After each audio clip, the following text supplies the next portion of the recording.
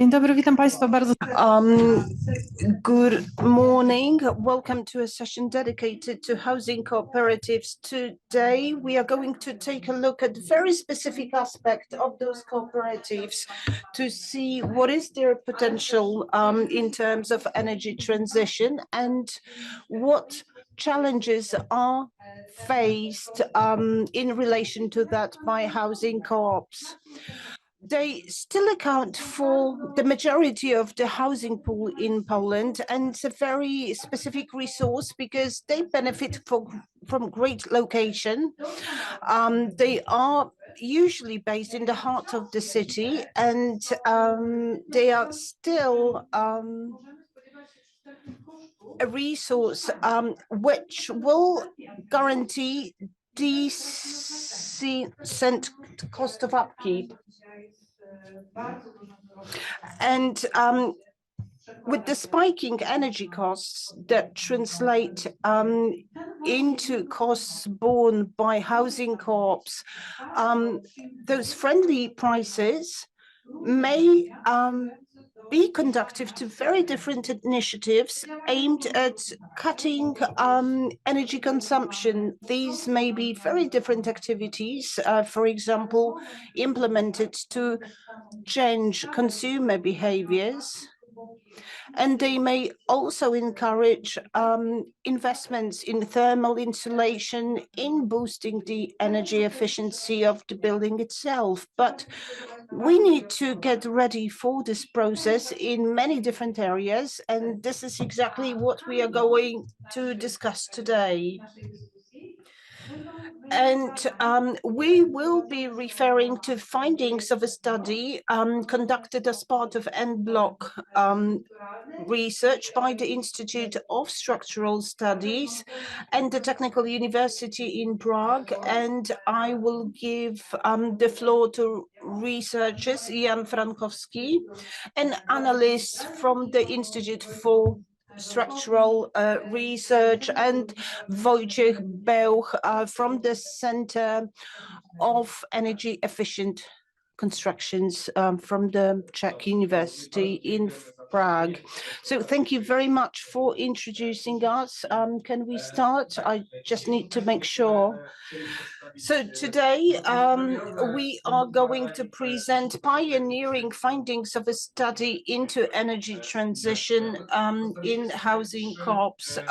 We have identified three objectives for this initial report. First of all, we want to take a look at the number of housing co-ops. This group has never been identified before, and we don't really know how many entities are operating on the market, where they are located, etc. We also wanted to identify how housing cooperatives are using and benefiting from available energy efficiency tools, which are available in Poland and the Czech Republic. And we also wanted to look back on the past crisis-ridden year and its impact on housing cooperatives and their spendings on energy bills and materials. Okay, so let's get on with our presentation. Like Joanna said, we have two teams, one at the Institute for Structural Research, the other one is working at Prague University of Technology. So we wanted to develop a database of housing cooperatives, identify types of cooperatives, and structure the knowledge of housing co-ops in Poland and Czechia based on administrative data. So the big question posed by our research is, are cooperatives embracing the energy transition? And what is new in the project? We are relying on administrative data. Cooperatives release annual reports on their websites. They also report to the National Court Registry, what means that you have a lot of information about them. So we are using the Ministry of Finance data, data of Statistics Poland, Regon data, and the National Court Register, where you will find information about profit and loss account of cooperatives. You can read reports of management boards.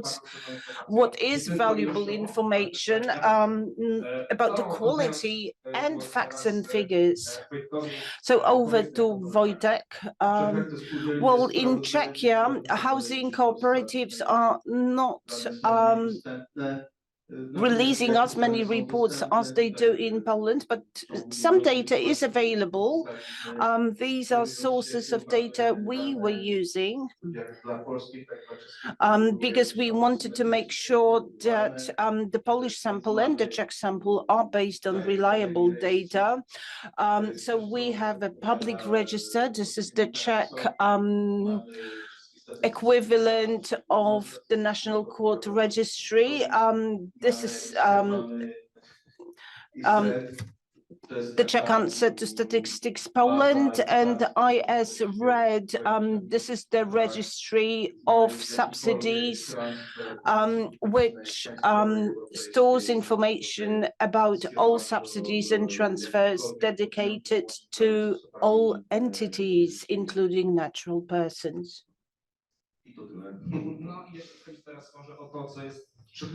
And what is the subject of our research? Energy transition and related investments implemented by housing co-ops. So different data sources are available, including profit and loss accounts, information about public aid received by those entities. We also have data on energy projects funded by the EU. We have data from 2014. We have a list of white certificates, so we can see if housing co-ops are actively applying for funding. We also have information on budgets of households. These are censuses conducted by Statistics Poland, so we can see what budgets do Polish household have. Okay, so now findings of our research. Methodology-wise, it's the first year of our research, so we wanted to give you a bird's eye view. Next year, we are going to launch field research. We are going to conduct interviews with people working in housing co-ops. So Polish and Czech housing co-ops are very different. In Poland, we estimate we have 3,500 entities, and they are changing very rapidly. What accounts for 15% of all housing resources in Poland, or 2.3 million apartments managed by housing co-ops. Most housing co-ops are based in cities and towns, so 1 in 5. 47% of them have been registered prior to 1990, and they are evolving and changing very much, but you can assume that most buildings managed by co-ops were built prior to 1990. Just 4% of housing co-ops are major entities that have more than 50 million zlotys worth of annual revenue. Most of them have less than 1 million. So it's a very varied landscape compared to Czechia. Okay, so time for Czechia. In Czechia, which population-wise are 4 times smaller than Poland, we have nearly 8,000 housing co-ops, registered ones, which manage barely 3% of all housing resources in Czechia. So there are basically no housing co-ops in rural areas, just 4% of total co-ops. And most of them have been registered after 1989. Why? Because they have been re-registered. And additionally, prior to 1989, we had Czechoslovakia, later the Czech Republic, so that's why. Yannick and I were discussing whether classifying housing co-ops by size, we should be using the same criteria, because Czechia is a completely different scale. The smallest province capital in Poland is Gorzów,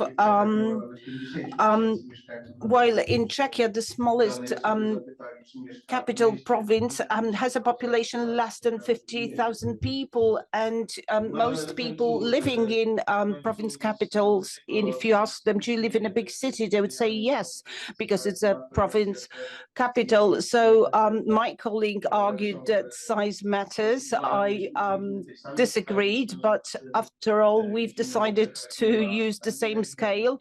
And as you can see, in Czechia, you don't have a single large housing co-ops. The number of mid-sized ones is negligible, and most of housing co-ops operating in Czechia are micro co-ops. It's a country where most housing cooperatives manage a single house, because this legal format is very often used for restitution of property or privatization of council flats. Okay, so compared to Poland, Czechia is home to large number of micro housing co-ops. For example, the city of Wrocław is home to 120 co-ops, while Ostrava is home to 900 co-ops. And you need to keep in mind that Ostrava is a much smaller city than Wrocław. Okay, so let me focus on what's interesting. Polish housing co-ops are very diversified. In mid-sized cities,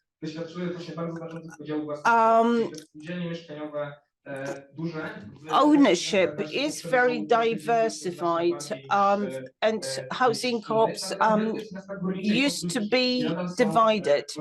In post-mining areas, their structure is very different, and this is similar. This is tied to trade unions and mines, where transformation occurs much slower. We also have housing co-ops in rural areas, in the suburbs, where housing co-ops are established. We have post-industrial estate, for example, in large cities such as Pawłowice, which is home to probably half of employees of Pawłowice coal mine. State farms also had their own housing co-ops, and they are scattered all over Poland in very different locations, not only where most of you would probably think that state farms are located mainly in eastern Poland, but no. In Czechia, we mainly have micro housing or co-ops, So tiny cooperatives managing most of housing resources.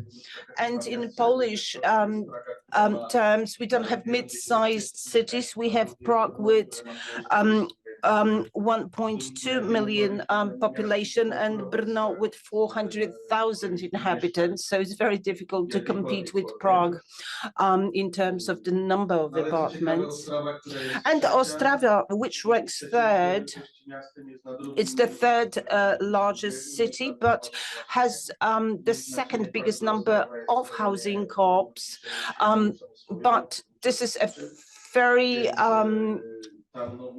industry intensive area, post-mining area. That's probably answers the question why.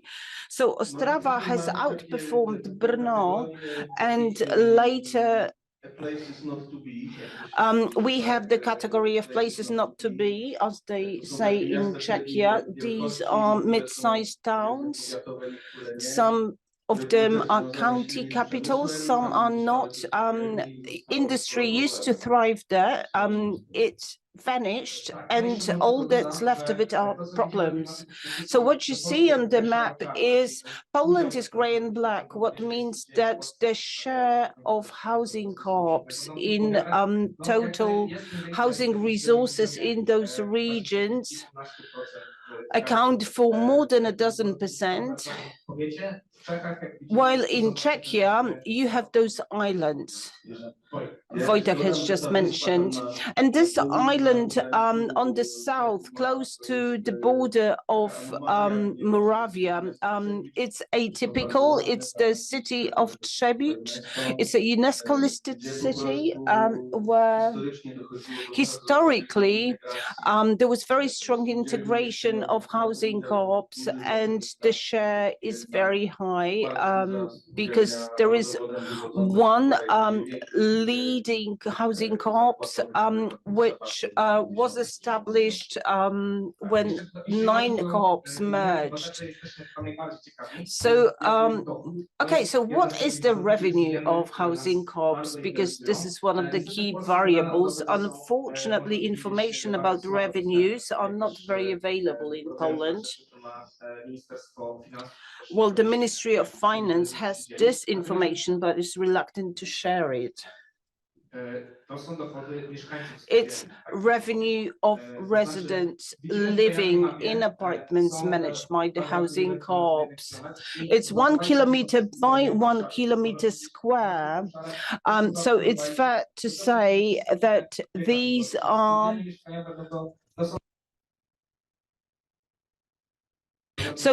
are housing co-ops with average and above average income versus the rest of the city, and we see no relation.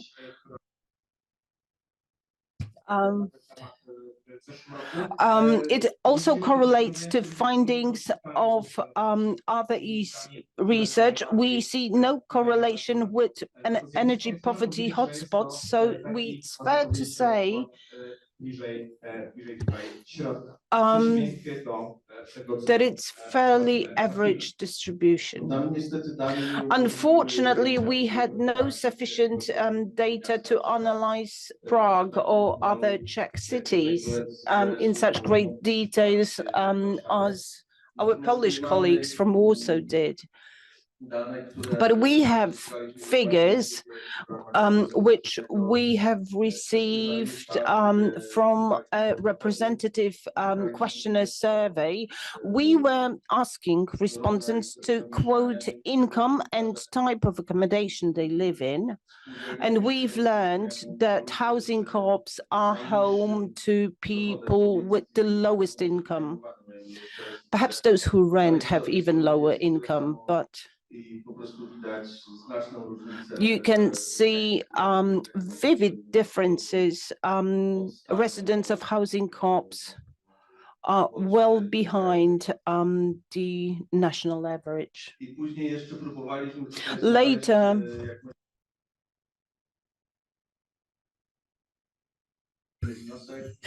so it may be very misleading In regions where housing co-ops have the majority share, regions of Czechia where housing co-ops have the majority share in the housing pool are also regions with lower than average income in the Czech Republic. So as you can see, this is the county level. It's definitely lower than average income. So what stands out are three places not to be. Teplice, Most, and Karwina, all those three cities are located in mining areas. And to illustrate, this is the Hanów estate in Most, where this economic transformation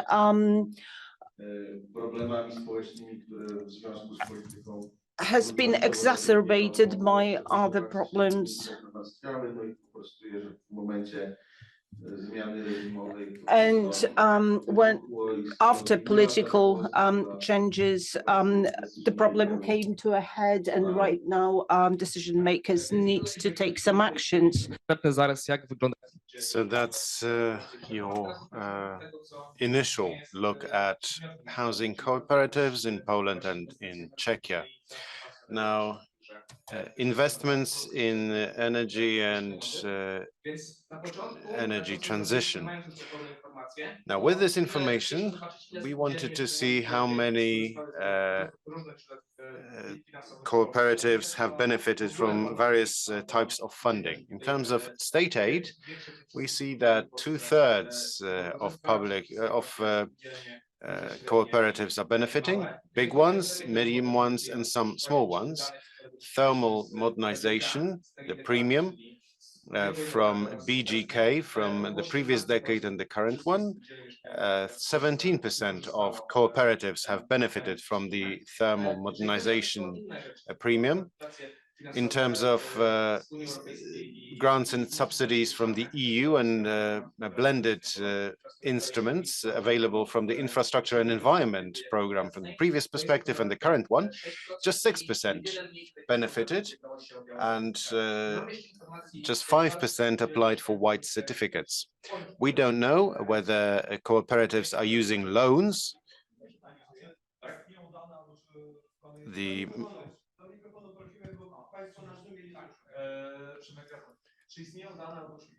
Is there any data, or are you planning to obtain data on resources obtained from cooperation with business partners?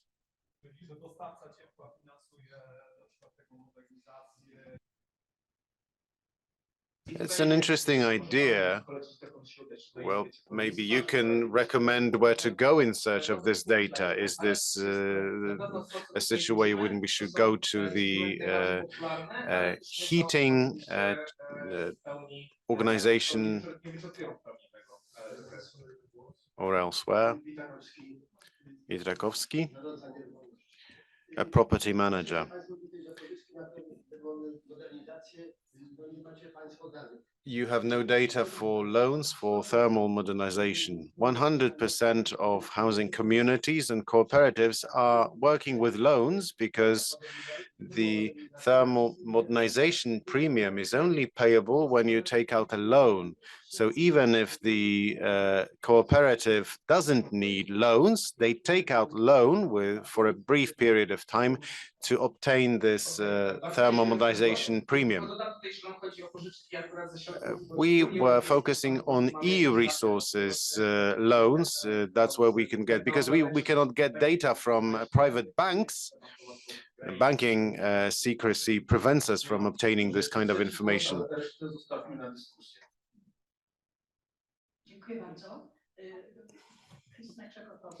Krystyna Krzekotowska, Łazarski University. I can see that we have plenty of lecturers, prospective lecturers. Thank you very much for the introduction to the moderator. I have a question. During the first period of transformations, housing cooperatives were threatened with abolishment. They were struggling, they were defenseless vis-a-vis new solutions. NGOs, where we have been working with my colleague, Polish Association of Housing, Polish-German Association of Housing, they were coming and comforting us that it's a world tendency to appreciate housing cooperatives.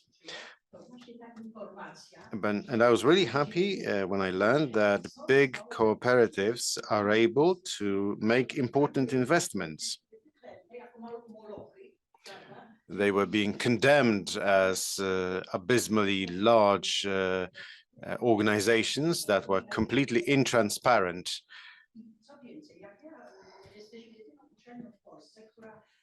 My university is the only university which has a lecture on housing cooperative law. But the problem is that we need to look after housing cooperative law. We have dozens of amendments. So please try to influence however and wherever you can. Please prevent this inflation of legislation pertaining to housing cooperatives.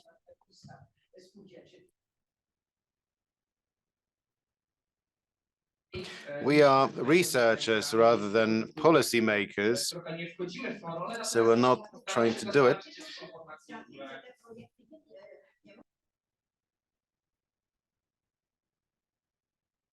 I'm not talking about the need for writing legislation. I'm just appealing to people in the room so that we could try and work on the legislation. Well, we'll be very happy if you share the results of our study with people in Parliament. Now, a striking finding in Poland.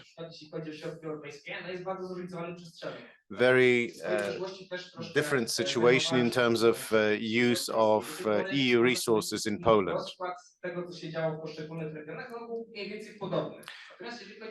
If you look at housing cooperatives, you can see that there are areas of Poland where almost no one benefited from EU funds. We have an area of Silesia here in the south.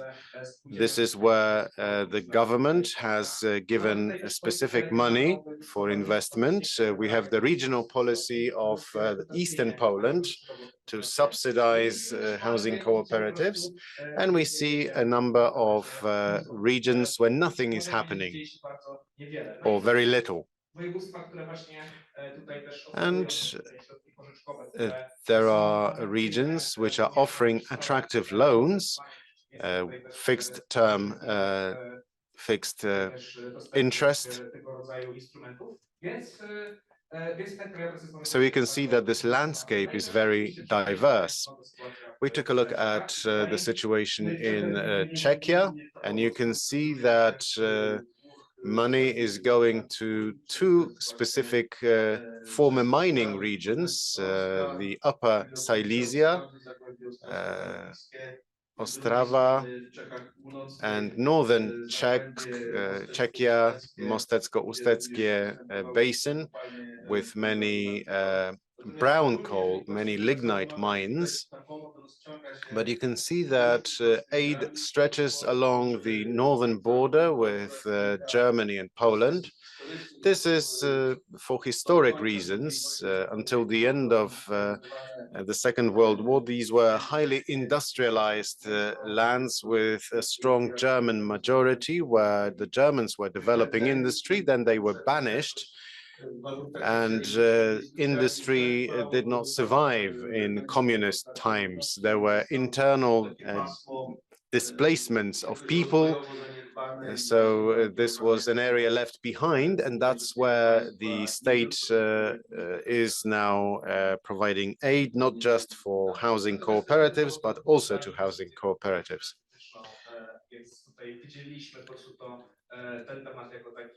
We were particularly interested in that as investments in the energy efficiency.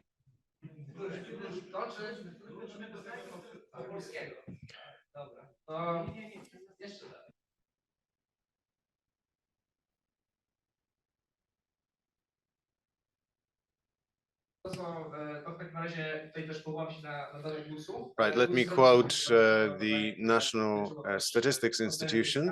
They assessed statistically the indicators of thermal modernization, use of primary energy before and after thermal modernization, with a pretty large sample of housing cooperatives, the savings made as a result of thermal modernization.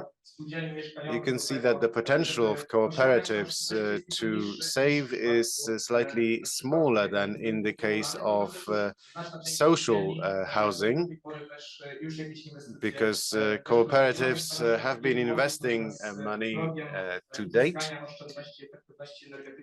So it's more difficult for them to achieve striking improvements. But now we need to rush. We're running out of time.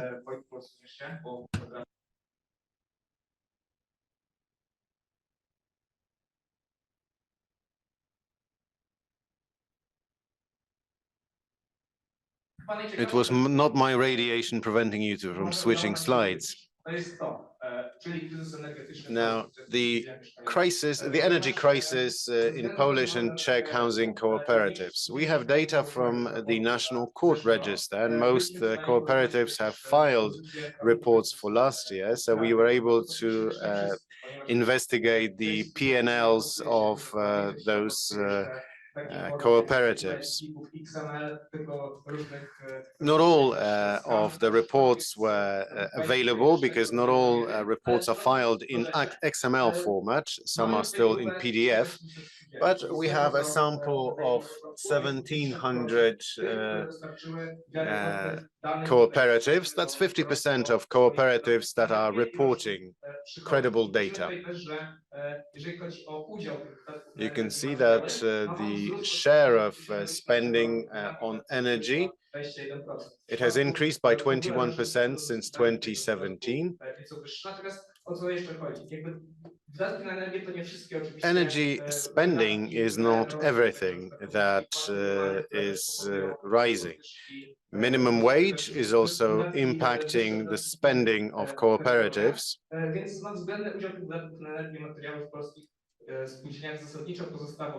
So the relative level of spending remains stable over the years. But what is interesting, maybe not this, that the smaller the cooperative, the bigger the difference in terms of spending on energies and materials. You can see that among the micro cooperatives, there's a big variation. But what was striking is this, that cooperatives in large cities, thanks to the anti-inflation shield, avoided a drastic surge in energy spending, unlike rural area cooperatives. We can take a look at cooperatives founded before and after 1990. This is the large city trend line, a rise in 2021, which then stopped, flattened. In smaller towns, in rural areas, cooperatives have seen a surge in spending on heat, and particularly here, rural areas. Here the surge was very, very considerable. We looked at the reports of the management boards of housing cooperatives. Rural area cooperatives were saying that they were asking the members to share the benefits they were receiving for heating, for coal, but this was not really happening. So these are our initial finding. Also, the available of coal in rural areas. Boilers are often and stoves are heated with coal from the east, not just Polish coal. We did not receive information about heat sources in cooperatives, but we want to investigate that. On the basis of available data, it seems that cooperatives in rural areas were much worse off. They did not enjoy the protection afforded by central government's shields. The reaction from the public, well, we've seen some protests in smaller towns, Brańsk, in Podlaskie, or Piotrków Trybunalski. So there was some resistance to these changes in energy prices. Climate activists have also been pointing to specific solutions that should be applied here. So you could say that urban areas have become politicized. There were people protesting against the surging prices of coal and others protesting against climate change. The government responded to the energy crisis with the renewable energy sources grants. And the popularity of this grant was very considerable. So it seems that this grant may be successful. Housing cooperatives may benefit from this grant to pursue energy transition. This is mainly a grant that goes to install photovoltaic panels. In Czechia, there was no major problem in housing cooperatives with the energy crisis. The most affected households included cooperatives and buildings which were dependent on natural gas because gas prices went up. Government aid was directed at households rather than organizations or cooperatives.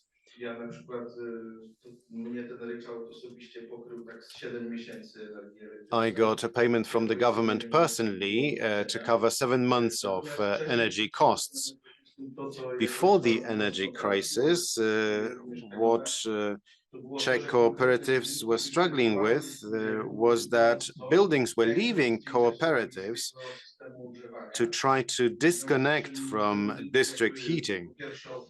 So these buildings were leaving district heating networks, and this results in economic and technical problems for the system. And this also results in economic problems for cooperatives because management costs are spread over less buildings, less members, and management is no longer as effective as it used to be in the past. And eventually we can see that housing co-ops took interest in renewables.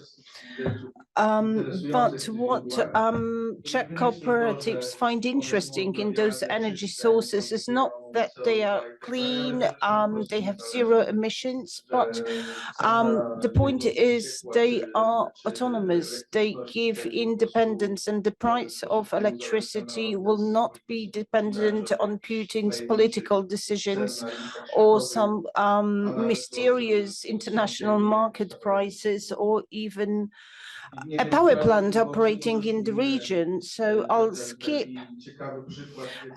an interesting example. Very often housing co-ops and residents are taking matters in their own hands, and they are buying shares in the local heating plant to identify pricing themselves. And such pictures, well, this coincided with the government change. Prior to that, we had a populist government which was giving things away and was very tolerant to bizarre social groups, including people fond of different theories. So this is a snapshot of Greenpeace demonstration, which is advocating green energy. And I have two more graphs.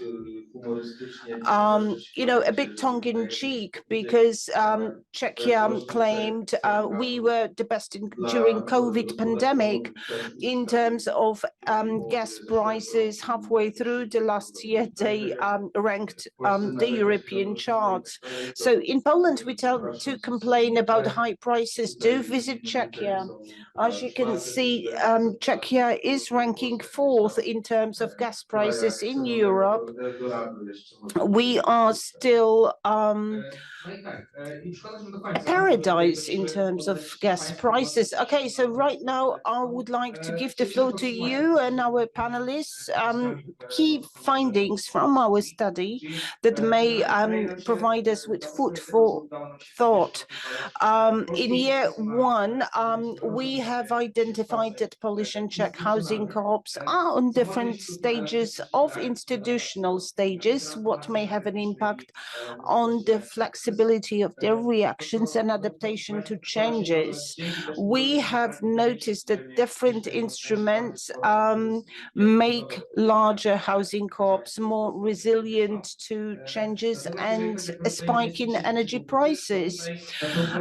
District heating, housing co-ops were able to mitigate the cost of living crisis, and very often in the countryside, housing co-ops were using local heat sources,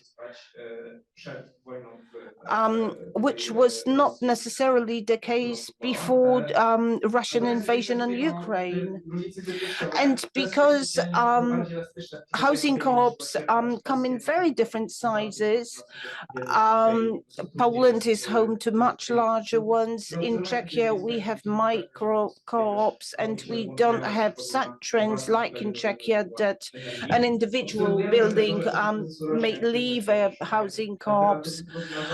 But nevertheless, they are seeking for alternative solutions.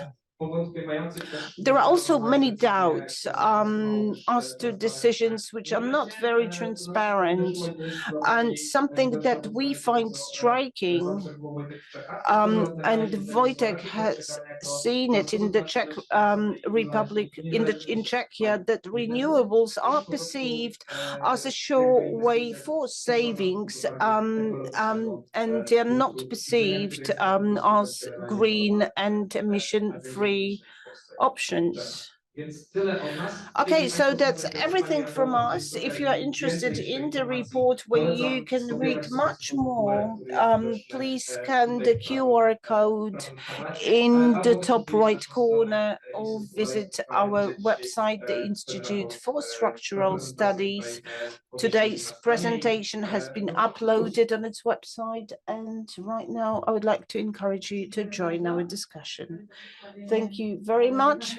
Thank you very much for presentation of findings of this study. I'm very happy to see the discussion and questions. I would like to invite guests to join our panel. Hanna Milewska-Wilk, a housing expert at the Institute of Urban and Regional Development. I'm sorry, it's off mic. Tak, pani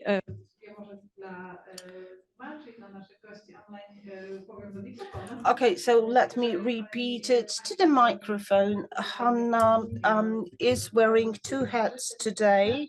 We will capitalize on her experience. She is a person who knows housing cooperatives inside out because she is researching housing co-ops and she's also working in a co-op. So she is familiar with day-to-day reality of such institutions. Magdalena Ośka, board member of EMAP Consulting, specializing in innovations for the public sector. Besim Nebu, director for Eastern and Central Europe at Habitat for Humanity International, and Professor Piotr Lis, Poznań University of Economics, specializing in housing and housing policy. So we have panelists, and joining our panels are Jan and Wojtek.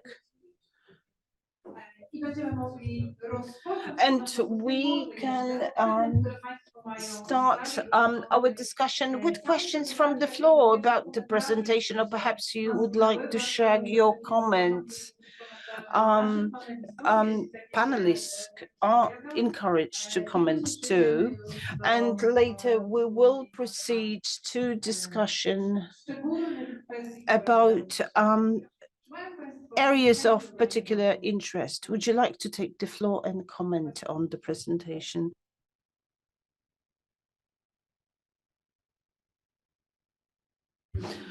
Piotr Majewski, the Union of Housing Co-ops. A question to researchers. When we were discussing access to EU funding, you probably realized that access was very limited, at least for housing co-ops. I think this edition has made funding more available, but in previous periods, access to EU funding was very much constrained. Funds were dispersed by province marshals. What had our hands tied? Well, regrettably, I do agree with you. Regions were struggling to appoint a person who would have funds and loans dispersed. It could be a bank, a co-op bank. In some provinces, I don't know if everywhere, such entities were not selected everywhere. There were also mixed measures. And I think just a handful of Polish housing co-ops decided to go ahead with those investments. Right now, support is available only on the national level within the new financial framework. The situation has changed for better. So I think this is going to be a major facilitation for you, because that's the point, right?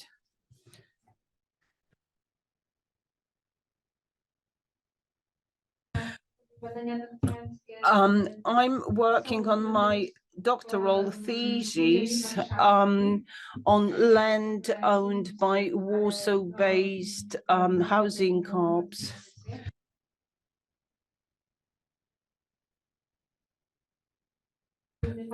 Okay, so is it going to be comparable to to activities of tenant associations? Because I'm interested to what extent housing co-ops are distinctive in this transition, and how does it look like? How does it compare to tenant association?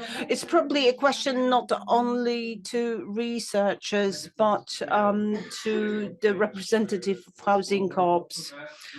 As the co-author of the report, I would like to say that yes, we are going to compare effectiveness of different investments, and we will compare how are housing cooperatives performing. I don't like this word, but we are going to compare them to tenant associations, to private owners. That would be interesting. And perhaps over to you. Well, what we've seen in the comparison of Polish and Czech housing co-ops in Czechia, most housing co-ops are managing just a single building, and probably decision making is easier there. But they have housing co-ops have access to different funding than tenant associations. But I don't have ready-to-use comparison. We still have space for one more question, and the second round of question can be asked later after this panel. A question to researcher. Polish Green Energy Network. I'm also a researcher. In Czechia, do we have the energy regulator, which is regulating prices, energy prices applicable to housing co-ops? Because in Poland and also I think in the Czech Republic, heating prices did not go up drastically. And another question about thermal insulation programs and boosting our energy efficiency. Are you happy with improvements or are there going to be social consultations concerning energy efficiency and boosting energy efficiency in the new financial framework? Well, in Czechia, there is a regulator of the energy market. It's a pan-European requirement that in addition to the government, you need to have an authority which is setting tariffs. And the Czech regulator, for example, heating prices, it is the formula is communicated to the public. There are the so-called price locations, or there is the area of a local heating plant, depending on the structure of the city. And there is a special formula used to compute the price on the basis of resources used to provide heating to local residents, deducted with depreciation of assets during a given period of time, and profit totaling 6.5%. And this price includes prices of emission permits. So it's not a motivation to reduce emission levels. We are calculating the value of coal and pipes to deliver heat to a given address. We are topping it with 6.5% worth of profit, and the energy regulator is giving its sign of approval. A very brief comment. Well, if we talk about differences between housing co-ops and tenants associations, there are two minor differences. Mid-sized and large housing co-ops have bigger resources, and they are able to gradually insulate, upgrade different buildings step by step, whereas tenants associations usually manage a single building, sometimes two, not more than three. I have never come across a tenant association with more buildings than three. So they have limited resources, and they don't have as much freedom as housing co-ops. They need to raise money for insulation first and later proceed with such investments. The second difference is the ownership structure. Tenant associations, well, the overwhelming majority unnatural persons who are owners of apartments in those buildings. So, this doesn't make them different than housing co-ops. But if the majority holder in a housing co-ops is the municipality, and it does happen, there are housing co-ops like this.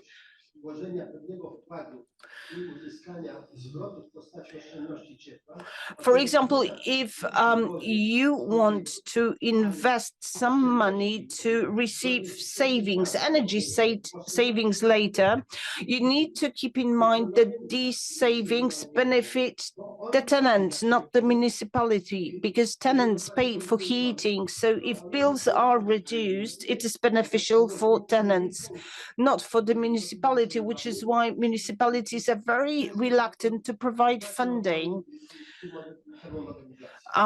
What makes installation more difficult? If you're interested, I know that you're interested in Warsaw, but I can tell you that in Czechia, those differences are also slight. Very often tenant associations, they rent former housing co-ops as property managers because they know that it's an efficient solution. And Czech tenant associations are prohibited from conducting economic activity.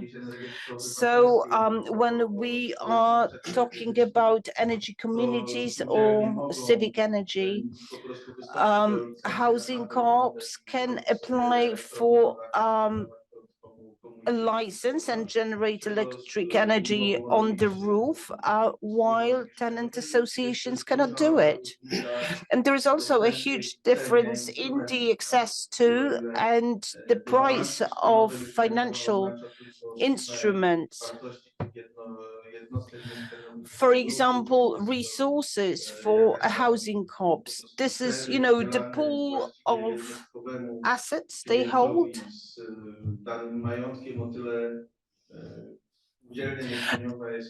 And housing corporation do have to follow the commercial code. They often manage much bigger pool of apartments and much more land, which is why interest rates and the availability of different financial tools to housing co-ops are simply more beneficial. Okay, so to add a couple of layers to our discussion and expand our discussion of energy transition, I will ask the first question to Hanna Milewska-Wilk. Housing corporations have very long legacy, and in recent years, they have been changing very dynamically. Does it breed any problems in quantifying, in mapping those housing co-ops? And secondly, in spite of all changes on the market, is it still an attractive option for people who are looking for a new flat?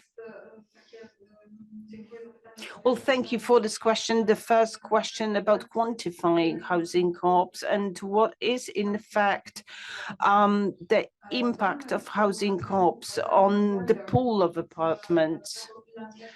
Well, we have seen that in Poland, 15% of all apartments are managed by housing co-ops. I think it's much more. This has changed because regulations applicable to housing co-ops have been changing recently. The COVID Act made most housing cooperatives freeze. They were unable to act. We were struggling, for example, regulations-wise, if we have appointed the new chairman or not. Housing co-ops in Poland, according to Statistics Poland, they manage exclusively apartments which are not owned by the tenants. So if there is one block of flats managed by the housing co-op, most apartments would have a deed and would be privately owned by tenants, and they form a tenants association.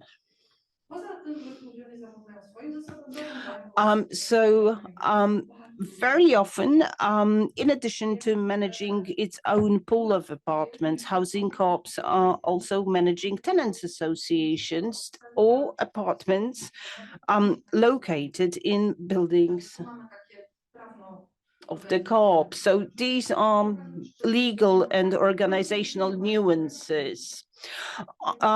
Do housing co-ops have an appeal for first-time home buyers? Well, I will tell you a joke about the reception of housing co-ops off the record later, but public perception in the media, they're not perceived positively. And in real life, for example, if a housing co-op is building another building in Gdynia, they don't have to advertise, they don't have to promote the investment, and everyone is willing to join the project. They are often selling flats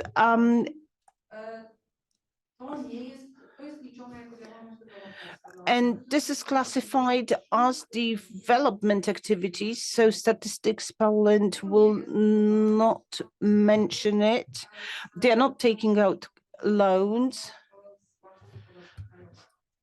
from the National Investment Bank. So I think housing co-ops are much more active. Very often we don't like how they are managed by the chairman, but if you look at the market and if you can buy a flat in a house managed in a housing co-ops or tenants association, most buyers will opt for the cooperation because renovations, the upkeep is better, and basically it's more stable. So yes, we do have many buts to housing co-ops, but we do not know entirely how tenants associations are operating in Poland, and you can have your objections as well as to what they do. They are adapted to high energy standards because they realize they are going to manage a given building for decades to come. And this is an interesting approach to construction, to property management. So it may be interesting to compare Polish co-ops with Czech co-ops. A comparison of tenants association would be equally interesting. The bad opinion, well, it's shared in the Czech Republic. The bigger housing co-ops, which are few and far between, but they've not woken up from sleep. They're not really active. They're not building new buildings, new apartments for various reasons. If the housing cooperative has available apartments, these apartments are sold straight away. So on the one hand, they are blamed for many things. People have many reservations about housing cooperatives, but if apartments are available, people are buying them. Thank you very much for this international context, and maybe let's continue on this note. Besim Nebiu, would you please tell us what are the main challenges in renovating the housing stock in Central and Eastern Europe, and can we observe any similarities or maybe differences in these countries, how they adapt to climate change and the energy transition? Thank you for that question. Actually, renovating multi-apartment buildings is a challenge in Western Europe as well. It's just more of a challenge in Eastern Europe. That's the type of buildings which lags far behind any other type at this moment. At this moment, if you look according to the BPIE, which is a Brussels-based think tank, about 90% of the buildings that we have today will be standing in 2050, so they will be in use. In order to reach climate targets of 2030, the EU set up the renovation wave. I mean, energy is basically the main driver of building renovation. There are building renovations that are driven by other, but that's insignificant. So most of all, when we talk about renovation of housing stock, it almost completely overlaps energy and energy transition. So in order to reach 2030 targets, a renovation wave set up a 2% renovation target per year, which means, well, the current stock will what? Be renovated in 50 years, right? If you just make if no added buildings were put into the equation. There was a research which obviously there are different definitions of what is renovation. There is no common understanding of what is renovation. There was one interesting project which put the deep renovation in the context of reducing energy demand of the building between 50 to 80%. That's what they called deep renovation. And I think no country in Europe, that's why I said Western Europe, reached the 2% targets. Austria was close. And in order to reach the 230 targets, 50 targets, there should be a sustained 3% renovation rate, and we are nowhere close. There's not even supply chains for 3% renovation rate at this point. It's just a policy ambition. So yeah, I mean, going back to Eastern Europe, in Western Europe, there is one particular advantage, and that is that there's a tradition of that, and that, you know, actually there was no 1991 or 89 as it was in Poland, where the whole stock was privatized to small owner-occupied homes. Speaking about rates, actually Poland has the least owner-occupied from the former socialist regime countries. Romania has, like, in the 90s, 90-something home ownership in the housing stock. Yeah, basically very little left outside of that. And decision making is difficult, as we were speaking here, right? Tenants, homeowner associations don't easily cooperate with each other. Plus, homeowner associations are not companies. They are not boards of directors. This is where people live. And where people live, they don't make decisions to basically rationalize the economy, right? This is where their life is going. And at you know, like sort of a house meeting and meeting with your neighbors is not exactly a board meeting in a corporate. So they are not groups set up to rationalize and create efficiencies. And that's a major problem. While as Western Europe, you have housing stock of 50-60%, which is owned not by owners and occupiers. So it's a little bit easier process. Then there is the justice element of it. So very difficult to understand, you know, sort of how will it reflect, you know, equating climate justice, because these are climate justice goals, with the social status of the homeowners, actually making it affordable. I think there is enough funding, but is it affordable?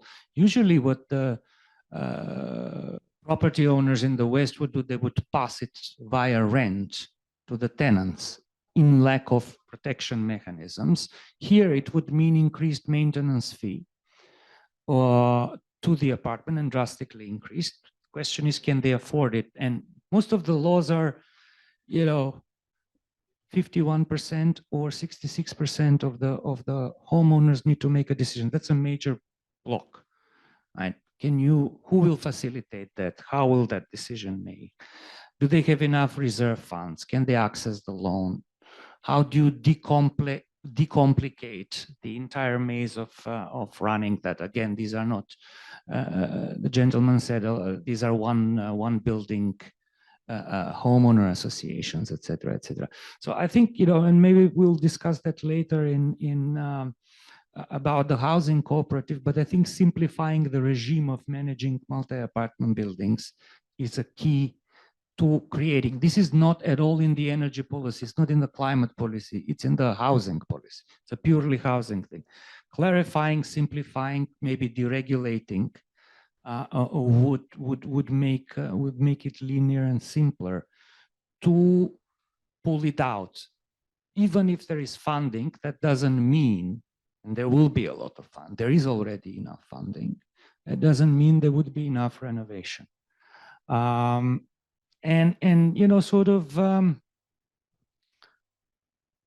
Creating straightforward models. And I think housing cooperative, just as a teaser, is actually addressing some of these classical issues of homeowner associations. I mean, I'll give you an example. They are, you need to basically, the difficulty is to renovate the envelope of the building, the facade, the staircases, the parts of the building which are not part of your apartment, right? So who owns them, right? And that's very difficult to address among homeowners. You need to basically go one by one in building and create a facilitation to one-stop shop or whatever. And I think housing cooperatives have the potential of, they've already addressed that issue, right? And it's kind of in their logic. Mind you, I mean, in Czech Republic and Poland, housing cooperatives are a historical facility. They exist, Czech Republic for 150 years. They go to the industrial, they don't exist for the most part in other Central European countries where there was no tradition of them. But there is a movement of creating them in countries like Serbia, Croatia, Hungary, etc., etc. Thank you. Bardzo dziękuję za poruszenie. Thank you very much for so many different comments. I'd like to refer to one of the comments about affordability, availability of funds, and whether housing cooperatives can afford to use these funds. Can they afford to make major investments related to the energy transition? Is there any financial support to cooperatives? A question for Magdalena. Thank you very much. I'm just thinking whether I'm the right person to answer this question. Let me give you our perspective. Our company advises the regions and ministries in terms of the setting up of support measures, including for thermal modernization. We have not worked here in Mazowsze. These instruments have been available. They were less available to housing cooperatives. We know that co-ops have been benefiting, but it was usually homeowner associations that were benefiting. Our research suggests that 25% of energy efficiency have been an obstacle for cooperatives because cooperatives are investing in tranches. They are working on the facade, and after the investments, it was more difficult for them to demonstrate an improvement of 25%. For neglected buildings owned by homeowner associations, it was easier to demonstrate progress because they were doing nothing before, and cooperatives were doing investments. And now co-ops will be supported only in Phoenix at central level, and homeowner associations and social housing. They will benefit from regional programs. The programs that our company has been dealing with will include preferential loans. It's a difficult subject to determine whether the loans will be redeemed at some point in time. Should it be at the beginning or at the end of the loan? and how to decide it, because people will not be comforted when they learn that the loan will be redeemed in 20 years. There's a lot of money in Phoenix. There are 2 billion euros to improve the energy efficiency. It's called renovation, energy renovation, that's the term, because it may include greening, also facades, staircases, things that were not included earlier. And that will basically make it more difficult for people to make decisions, because they will be reluctant to decide on investments that will not improve their quality of life directly. So that's an obstacle. But we should have an ex-ante evaluation of infrastructure and environment program. We know that there will be a lot of funds. They will be available for investment, but we don't know the conditions. We don't know for what kind of investments. Considering the result, the experience of regions, probably Phoenix will be about loans with redemption, perhaps. Perhaps there will be some preference for people in energy poverty, but it will be difficult to determine who is in energy poverty. It's a very complicated problem. And the previous program, Infrastructure and Environment, was a big one. It's still not entirely closed. And we have 2 billion euros from the new program to spend by 2027. And if you spend 500,000 zlotys or 1 million for cooperatives, if you have to do an energy audit to determine the scope of renovation, then you have to carry out a post-factum audit to determine whether there will be a redemption. I think there will be problems with the spending, the absorption of funds. We have access to money, that's clear, but that will not address the problem by itself in terms of energy efficiency, because cooperatives are relatively rich. They have land, they have buildings, they're more affluent than homeowner associations. They have parking places, they have land, that's the key thing. So in theory, they can have a number of sources of revenues. But these are big investments, because cooperatives are managing big multi-story buildings. If you are to carry out a deep renovation, it goes well beyond just insulating the facade of the building. So there will be a problem, and cooperatives by themselves will not be able to deliver. It's easiest to carry out an investment in a rich homeowner association or a cooperative where they have been storing money for a long time and not dispersing it. So money is available, but these are usually buildings that don't need to be renovated. When there are buildings that are pretty derelict, they're usually not rich. So there, where the needs are bigger, the revenues are smaller, and there is less money. So I don't know if I have provided a reply to your question. Thank you very much. Indeed, when we are talking about energy transition, we often hear an argument that the money is available. You just have to spend it. There are available funds from EU institutions. But what Magdalena said is important. To spend money, you need to have the permission of tenants or homeowners, and you need to address their needs. And the changing needs in the context of climate change. A question to the professor. Housing cooperatives, by definition, are there to satisfy the housing needs of the members of the cooperative and their families. But are these needs changing? Are they evolving? Does the climate crisis influence the perception of where we want to live? Do we have any research on that? Well, thank you very much for the question. With regard to how the needs are evolving and preferences are evolving, there's a huge variety. There's the big differences between generations.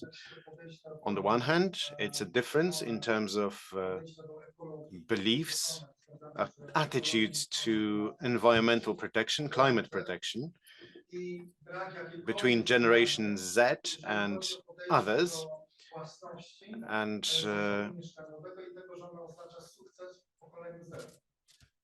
there's another problem with attitudes to home ownership.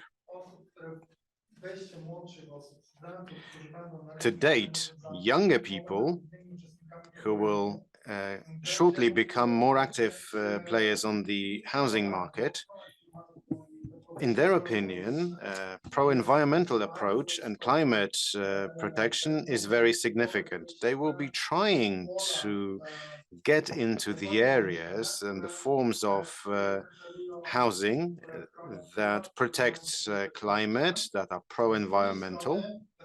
On the other hand, they will try to be owners of apartments.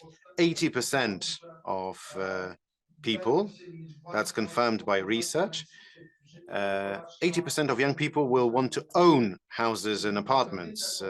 For them, renting is a failure in life. Success is determined by home ownership. And that's strange because Generation Z should be characterized by openness, mobility, flexibility, conquering the world, but that's not the case. Another thing which is very relevant to the younger generations, the younger generation, like us and like our parents, they are very distrustful. 25% of the people from this generation trust others. Most are not trusting others. They are not willing to discuss, they are not willing to cooperate. So how do you deal with this new generation which is about to look for housing? That's an element that we have to address. And one other observation, the potential of going into pro-environmental steps have to be appreciated. But one other thing, in literature, in Western Europe and in Eastern Europe to a larger and larger, or Central and Eastern Europe to a larger and larger extent, when you talk about housing cooperatives, when you study cooperatives, we emphasize a shared identity, social links, grassroots culture, joint actions. That's the essence of cooperatives. Of course, we emphasize the traditions of our cooperatives, but these traditions date back to before communism. And these values have been emphasized at that time.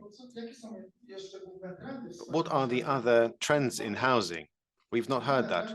Key trends in housing include marketization or marketing of housing, a movement of measures from supply to demand. We're trying to support demand, promoting participatory forms of cooperatives, where the state is pulling back when it's creating residual housing policy, it's only addressing the needs of the poorest. You have a segment which is not managed, and this way the housing cooperatives can enter this segment. And only if housing cooperatives build social capital, cooperatives are about social capital. I hope that this is what's going to happen. Building housing will be linked to social capital. Social capital moves us from Eastern Europe to Western Europe. even though in literature we are in Central Europe, but in terms of housing, we are still in Eastern Europe. And from the point of view of the young generation, which again should be open, but they are conformist, they are searching for safety and security. So in terms of the evolution of needs, the people on the one hand want to own flats and apartments, but they do believe in environmental protection. That's the first generation for which green issues are important. And these people will join housing cooperatives soon. Tradition, conformism, and security, that's 3 issues, but we can add environmental protection to this set of principles. Over to Wojtek.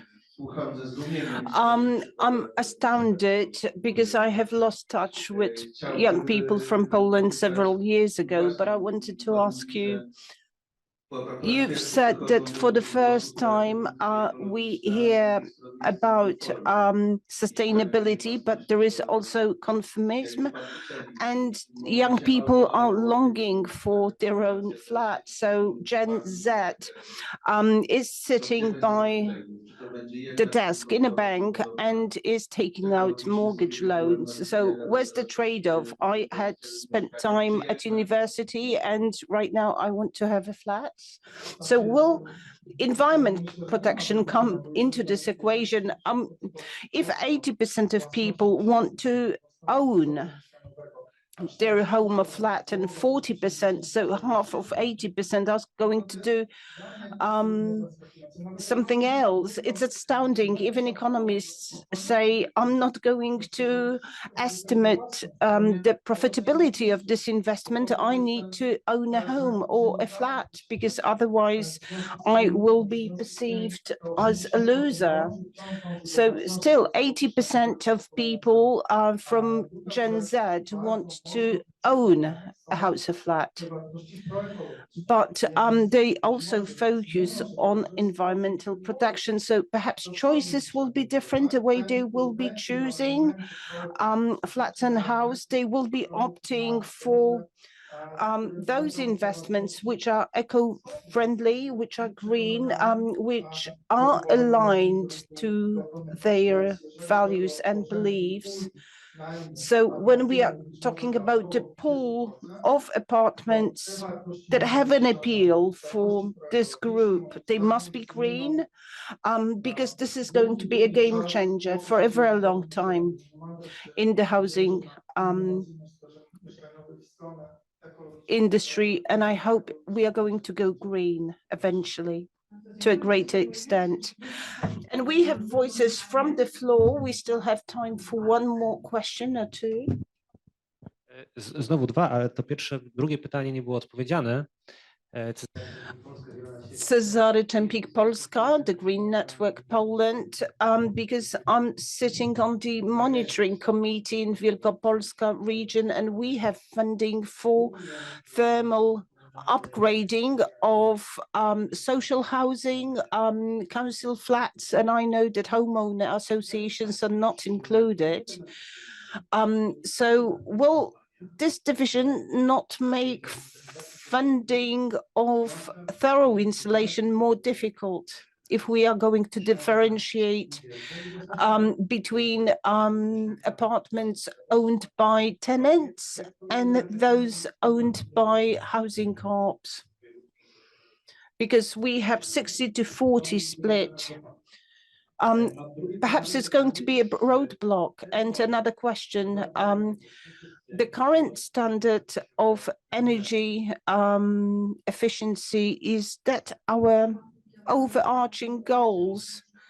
When we have apartments which are owned by tenants, but the building is managed by the housing co-op, the building has an owner and the owner is co-op.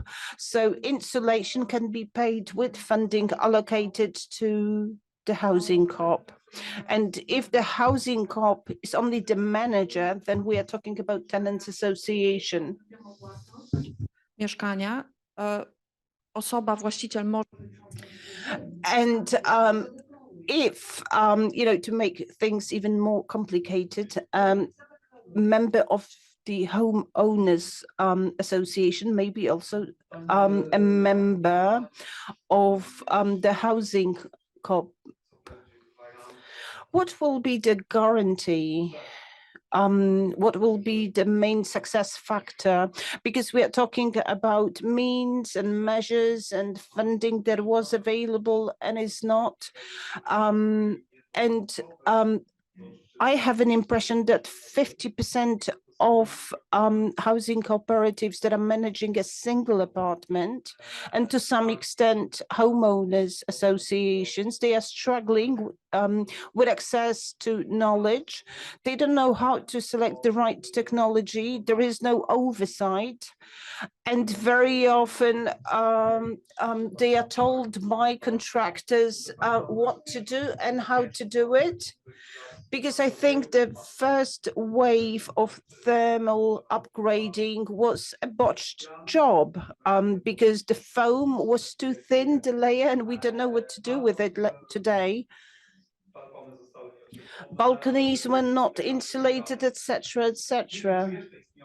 I don't know if we can do anything still to make this process a success, but looking at the local reality, and I'm preoccupied with it. Say for local government units, I think housing co-ops are, the next actor, which is determining the success of the process. Well, large housing co-ops have the potential. They have technical personnel working full-time, and that's why those investments are probably more effective. I know that on the province level, there are advisors who are able to assist smaller housing co-ops in running an investment. There are also very good practices at rural housing co-ops. I know of a housing co-ops near Gdańsk.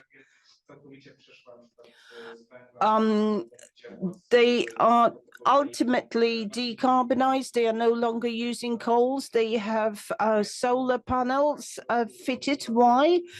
Because an advisor working for the province visited them. It was not just a phone consultation. He demonstrated the recommended solution, which was eventually implemented. So it shows that a group of public and private advisors, we have energy agencies that are providing loans for renewable energy sources. So cooperative banks can play a similar role, and perhaps they would be able to outreach those smaller players. So from the operating standpoint, this is doable, and I think it looks promising. And a question about how to outreach those groups. It's a very practical question. We'll look into that. In terms of efficiency, we want to achieve at least 30% of efficiency preceded by energy audit. I've heard voices that some audits were not ineffective, but we also know that contractors were informed that an audit is going to be conducted after the end of the investment. What mitigated the number of things that would have to be corrected later? So we need to make contractors accountable for the job they completed. So what is missing is knowledge, because yesterday we've heard that 50% of people in Poland began to save energy following the outbreak of the war. And sometimes when I hear ideas, housing co-ops come up with, for example, let's close the staircases or let's open windows everywhere, you know, they are absurd. So there is apparently no knowledge of what can be done and how can be done. But if you want to tap into external funding, you need to go deeper into thermal insulation, because otherwise you will not receive funding. And there are energy experts in municipalities who can advise housing co-ops, because, for example, the sequence of activities is also important. If you don't have sufficient funding to go ahead with back-to-back investment, you need to get your sequence right, because that's important. Okay, let me just add, housing co-ops, when we started researching them, it appeared to be very hermetic circle. And I know that right now, they are taking more interest in grants and funding dedicated to renewable energy sources. Perhaps we can encourage this group, spike its interest. So in addition to municipal energy company, I still perceive housing co-ops as a very mysterious and not very well-known circle who could do many good things. So a couple of questions, and later we will have the second round. Energy upgrading, will funding, climate-related funding be available? For example, water tanks, planting trees, yes, but no specific acts have been adopted yet. So I think more than 10% of the value of the investment may be allocated to adaptation to climate change. Well, funding is available. We will be working on water retention, especially in case of large housing co-ops. Parking sites will be regreened. Funding is available, and the bigger the housing co-op, the easier it is to tap into available funding. 2 years, we saw a major shift in approach to energy management, insulation, because prices have changed. Compared to 2021,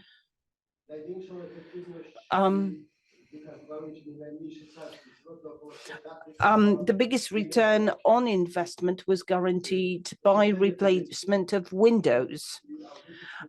Insulation, and I'm relying on audits I'm familiar with, 14 centimeters of styrofoam was recommended, and return on investment, you had to wait from 6 to 8 years for your return. I was protesting against meters because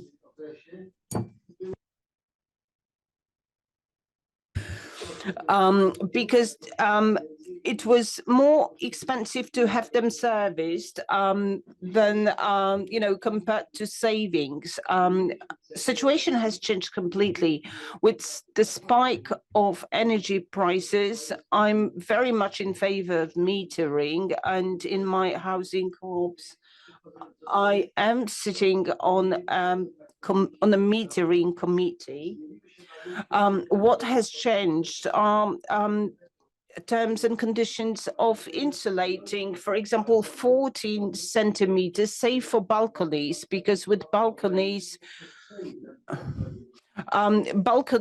were made smaller by the insulation. According to today's audits, we do not know what is going to be the optimum thickness of installation, probably 20 centimeters, not 14. In Sweden, for example, for a long time, buildings have been well insulated, but the height of apartments is 2 meters 20, because they argue that residents cannot afford to have a taller apartment heated. Meanwhile, in Spain, where climate is very different and energy is used not only to heat apartments in winter, but also to cool them down in the summertime, there is basically no insulation. You have single layered windows. And as a result, in winter, you have water dripping down the windows. There is dampness inside. For example, I visited Spain in winter and I was freezing in a flat. It never happened to me in Poland. So everything depends on local traditions, but it's going to change with a huge hike in energy prices. Thank you very much. And I would like to go back to the topic we've been discussing earlier. The quintessence of housing co-ops participation. So a question to Hanna about your experience. You know how housing co-ops work, and when a housing co-op is making decisions about major investments, what is the biggest challenge? How can you engage residents in the decision-making process in order to facilitate it and to gain approval? Well, I know it's not a widespread practice. The less people come to the meeting, the better, because no one is arguing, no one is protesting, no one is raising any issues. People are not very much interested in the life of a housing co-op. Unfortunately, you need people to attend meeting because we need them to make decisions. Well, the organizational advantage of housing co-ops is the general meeting is competent to make decisions, and it doesn't matter how many people take part in the session. Very often people have a sense, our view was not taken into consideration because they did not attend the general meeting. And secondly, housing co-ops are pretty well formalized. So if you have agenda of the general meeting, you can't just come to the meeting and ask for another topic to be put on the agenda. You can't have 3 new items on the agenda. So what we've said, Professor Lis has mentioned it before, that we need to rebuild, and those housing co-ops who are contemplating major investments are already doing it. They are holding meetings of residents from a selected building to initiate a broad discussion with specific residents. What can be done? How do you see it? How do you evaluate it? And housing cooperatives, which are successful, have great communication. For example, a Katowice-based housing co-op has been printing its newsletter for years. And for example, I've been receiving their newsletter despite the fact that the name of the institute has changed 4 times. So participation, a friend of mine was researching participation, and the tagline was "Participation Nightmare." Sometimes, she was listening to recordings from sessions, and she was terrified.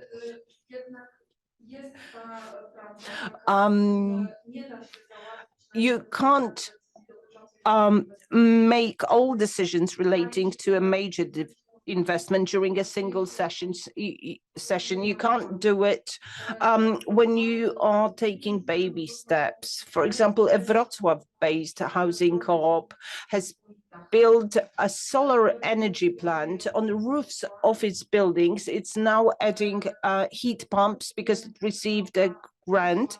A Katowice-based housing co-op has been given a green light by the general meeting, and they established an energy cooperative, but it's a whole different entity established in line with provisions of a very different act, because large and medium-sized housing co-ops have resources, they have land, they have roofs, they have reasonable repair and renovation reserve, which is obligatory, which is not the case when we talk about homeowners associations. So a Katowice-based housing co-op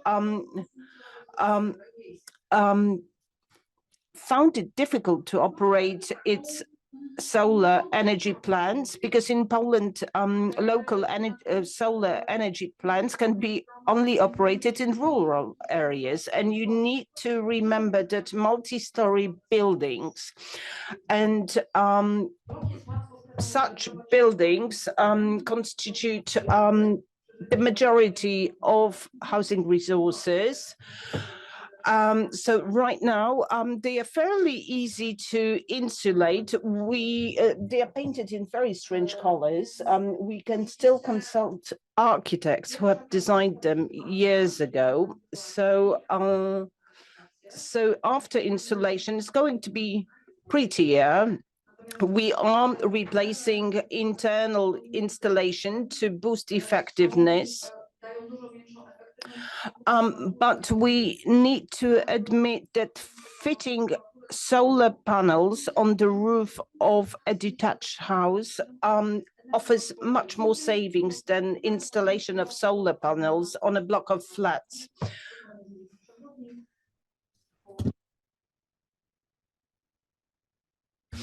And very often we are counting on rooftops of multi-story buildings, how much it costs to install a single solar panel.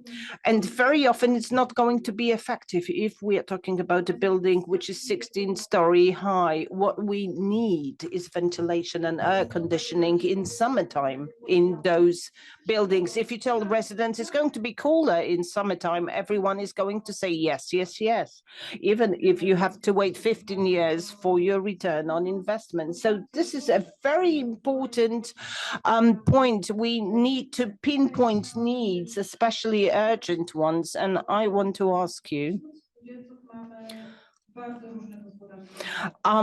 housing co-ops include very different households. We have households with low income.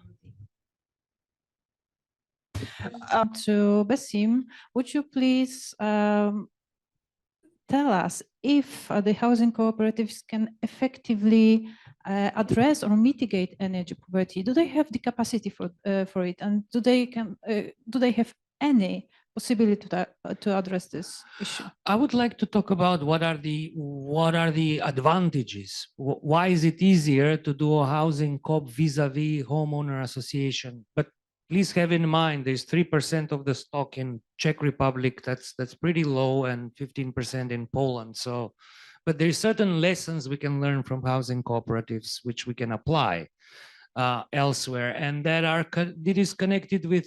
I mean, there are certain barriers to do energy efficiency, and we did discuss it here. It's a hassle. Incentives are difficult to say, okay, what's in it for me, for the tenant? There's awareness. Well, I connect awareness with incentives, right? Because if it's expensive, then you're aware, right? If the bill goes triple, then suddenly we all become knowledgeable about the price of energy, right? That's how it usually works. Very few % of people are champions of a cause, or you know, promoters of a cause. Most people change their behavior based on incentives of economic nature. So those incentives of economic nature in housing co-ops are easier to understand than in homeowner association. Most homeowner association is one building. It's a hustle. They don't want to go to a meeting. It's a lot of time, you know, they don't understand that. And sometimes there's a contractor. They don't understand what the contractor is saying. Professor said trust levels are low, right? You don't trust your neighbors. So, you know,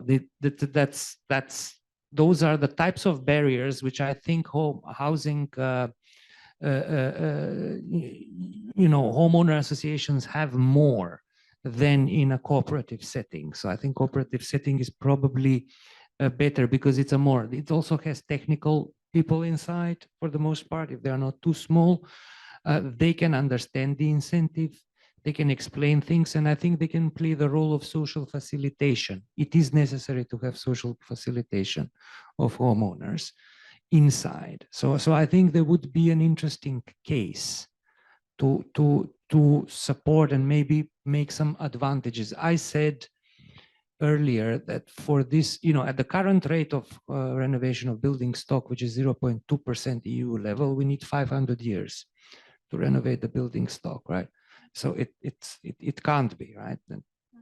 It doesn't work like that. So we need to make it to 30 years on an annual rate for it to make sense. And perhaps, you know, we need early, what do you call these, low hanging fruits, and housing cooperatives are potentially a low hanging fruit in that strategy. That's what I would say. Okay, thank you very much. I jeszcze jedno pytanie.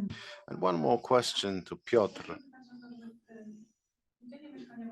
Housing cooperatives have a long history, but there are new, more innovative forms of housing.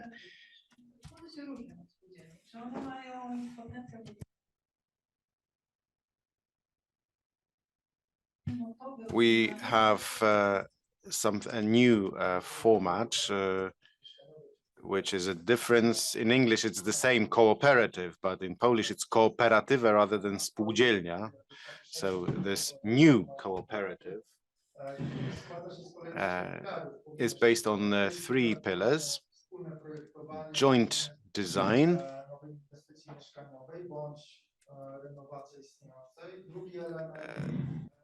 secondly, you share space for work, for entertainment, for washing, or green areas, and consensual decision-making. These are housing cooperatives of a new kind or housing corporations.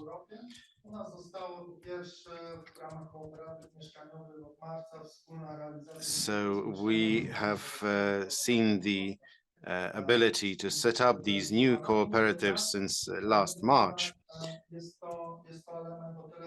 But it is a significant development in the area of housing, because this is an innovation in housing, and that's something very novel in Poland. For this to pick up, people need to be aware of what's possible, and it needs to be beneficial to people. Awareness is not there at the moment in terms of the existence of these new cooperatives. But what may be important in the context of energy efficiency is that attempts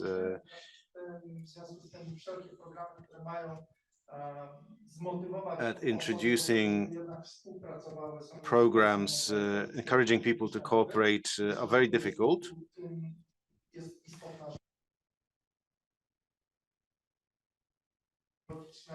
And then you have the pro-environmental convictions of young people.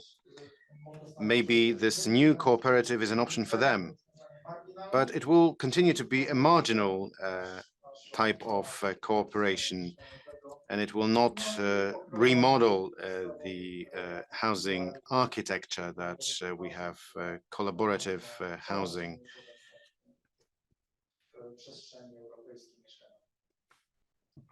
Thank you very much. I'd like to go back to the beginning of our presentation. We have been using administrative data to measure the challenge we're facing.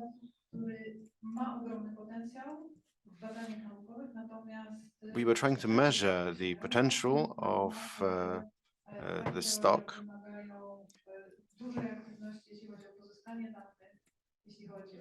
It's difficult to obtain data, to bring it to a common denominator. A question to Magdalena.